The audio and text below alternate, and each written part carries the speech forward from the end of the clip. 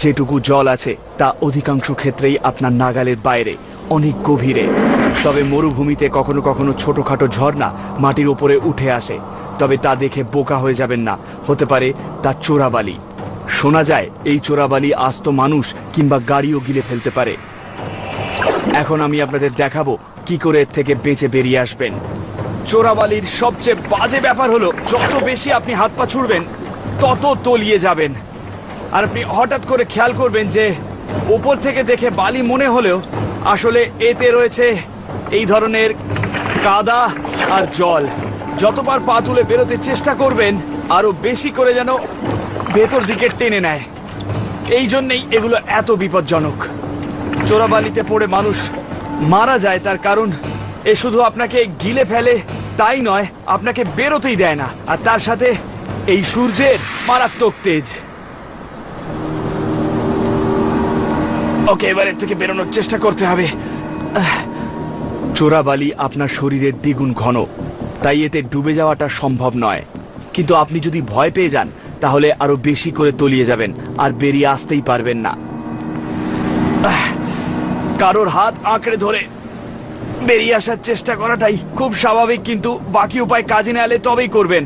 এটা অত্যন্ত বিপজ্জনক, কারণ আপনি নিজের সাথে সাথে অন্য একজনকেও টেনে আনছেন। হয়তো এই চেষ্টায় কাঁধের হাড়ই সরে গেল, তবে সত্যি এই অবস্থা থেকে মুক্তি পাওয়া একটা লড়াই। গত বছরেই দুই কম বয়সী ছেলে কাদা ভরা একটা লেকের নিচে খাবার খুঁজতে গিয়েছিল, আর দুজনেই চোরাবালিতে তলিয়ে যায়।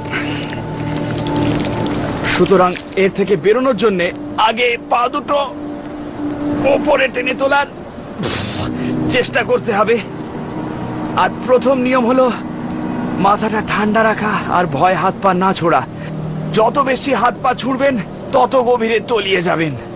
নিঃশ্বাসে নিয়ন্ত্রণ রাখুন আর বুকে চাপ দিয়ে এইভাবে ওপরে ওঠার চেষ্টা করুন। একটা পা পার করার চেষ্টা করি, তারপর বাদরের মতো হামাগুড়ি দিয়ে বেরিয়ে আসবো।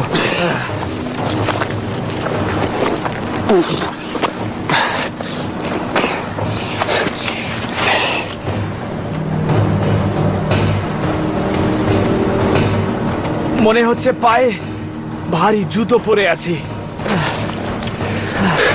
প্রথমেই যেটা করতে হবে, এই কাদা মাখা জামা কাপড় খুলে ফেলুন। বেশি দূর হাঁটার চেষ্টা করলে এইভাবে বগল থেকে শুরু করে পায়ের ভেতর দিক পর্যন্ত সাংঘাতিকভাবে ছড়ে যাবে, আর আধ ঘন্টার মধ্যে সারা শরীর ছড়ে লাল হয়ে যাবে। সুতরাং আগেই জামা কাপড় ছেড়ে যতটা সম্ভব বালি ঝেড়ে ফেলুন। বালি ঝেড়ে না ফেললে বগলে কিংবা কুঁচকিতে থেকে যাওয়া বালির ঘষায় চামড়ায় ফোড়া কিংবা ঘা হতে পারে। বালিতে শ্বেতগ্রন্থির মুখ বন্ধ হয়ে গেলে যন্ত্রণাদায়ক ঘামাচি বেরোতে পারে, যা অসহ্যকর।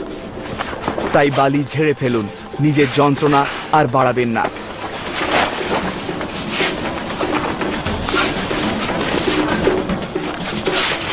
গা থেকে যথাসম্ভব বালি ঝেড়ে ফেলার পর ঝটপট জামা কাপড় পরে ফেলুন, যাতে সূর্যের তাপে চামড়া পুড়ে না যায়।